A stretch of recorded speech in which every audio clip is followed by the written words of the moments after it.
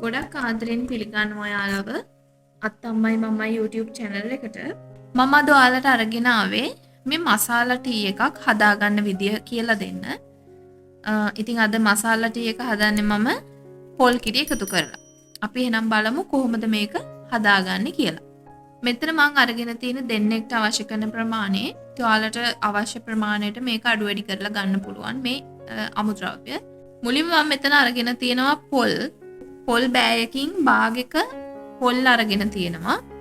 ඊළඟට වතුර කෝප්ප එකක් එකතු කරලා මේක මම බ්ලෙන්ඩ් කරගන්නවා. ඔයාලා මේක පෙරා ගන්නකොට හොඳට සියුම් පෙනේරකින් පෙරා ගන්න. කෑලි තිබුණොතින් අපිට ඒ කෑලි පෙවෙනකොට ඒක ටිකක් අවුල් වගේ යන්න පුළුවන්. ඒ නිසා හොඳ සියුම් පෙනේරකින් පෙරා ගන්න. ඉතින් පොල් කිරි ටිකක් පැත්තකින් තියා ගන්නවා මේ විදියට පෙරලා.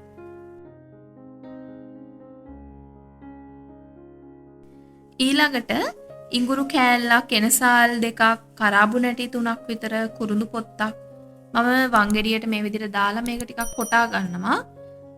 වංගෙඩියක් නැති කෙනෙක්ට බ්ලෙන්ඩ් කරලා ඒක කුඩු එක වගේ හදා ගන්නත් පුළුවන්.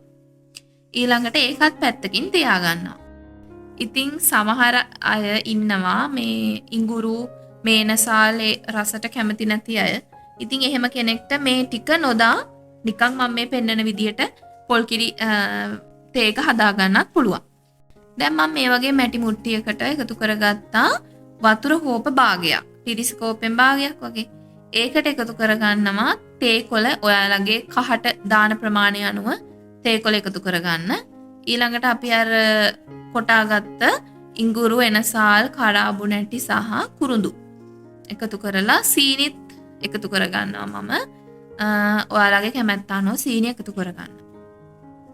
ඊළඟට මම දැන් ගෑස් එක ඔන් කරලා මේක හොඳට මේ කහට එනකන් ඉස්සෙල්ලා මේක උතුරව ගන්නවා.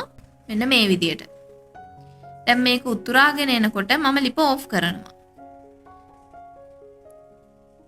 ලිප ඕෆ් කරලා මම හදාගත්ත පොල් කිරි කෝප්පේ මේකට එකතු කරනවා. පොල් කිරි දාලා බොන්න අකමැති කෙනෙක්ට පොල් කිරි වෙනුවට මේ වෙලාවේදී එකතු කරගන්න පුළුවන් ෆ්‍රෙෂ් මිල්ක් නැත්නම් පිටි කිරි. මෙතන පොල් කිරි කෝප්ප එකමාරක් වගේ තිබුණා. එකතු කරලා මේක හොඳට කලවම් කරගන්න. පොල් කිරි නිසා ඉක්මනටම කැටි ගැහෙන්න පුළුවන්. ඒ නිසා හොඳට කලවම් කරගන්න. කලවම් කළා ඔයාලා බලන්න සීනි දිය වෙලාද කියලා. ඊට පස්සේ මම ආයෙත් ලිප ඔන් කරනවා. ලිප ඔන් කරලා මෙන්න මේ විදිහට උතුරාගෙන එනකොටම මම ආයෙත් ලිප ඕෆ් කරනවා. ඉක්මනට මේක කලවම් කරලා පෙරා ගන්න ඕන. මොකද පොල් කිරි කැටි ගැහුනොත් අපිට මේක ඒ රස නැති වෙන්න පුළුවන් සහ බොන්න බැරි වෙන්න පුළුවන්. ඉතින් පිටිකිරි බොන එක හරිම අහිතකර දෙයක්. අපිට පුළුවන් නම් පිටිකිරි වලින් සම්පූර්ණයෙන්ම ඈත් වෙලා මේ වගේ දෙයකට යොමු වෙන්න. දැන් ගොඩ දෙනෙක් කියන්න පුළුවන්, මට කමෙන්ට්ස් එන්න පුළුවන්, ඔයා කියන්නේ අපිට පොල් කිරි බීලා ඉන්නද එහෙම කියලා. නමුත් පොල් කිරි කියලා කියන්නේ හරිම ගුණයක් තියෙන දෙයක්. අපේ ලංකාවේ මිනිස්සුන්ට ඒක වටින්නේ නැති වුණාට පිට රටවල් වල මිනිස්සු නම් පොල් කිරි බොනවා. ඉතින් මං කියනවට ඔයාලා මේක එක දවසක් මේ විදිහට හදලා බලන්න. ඇත්තටම මේක හරිම රහයි. උනෙන් බොන්න ඕනේ, කියන්නේ රස්නේ පිටම බොන්න ඕන, නිවුනට පස්සේ බොන්න නැතුව. එතකොට තමයි ගොඩක්ම රස. මම කියනවට හදලා බලන්න. හදලා බලලා මට අනිවාර්යයෙන්ම කමෙන්ට් එකකුත් දාන්න. එහෙනම් පොල් කිරි වලින් හදපු මසාලා ටී එක හොඳ නම් ලයික් එකක් දාගෙනම යන්න. මාව සබ්ස්ක්‍රයිබ් කරන්න කියලාත් ගොඩක් ආදරෙන් ඉල්ලනවා.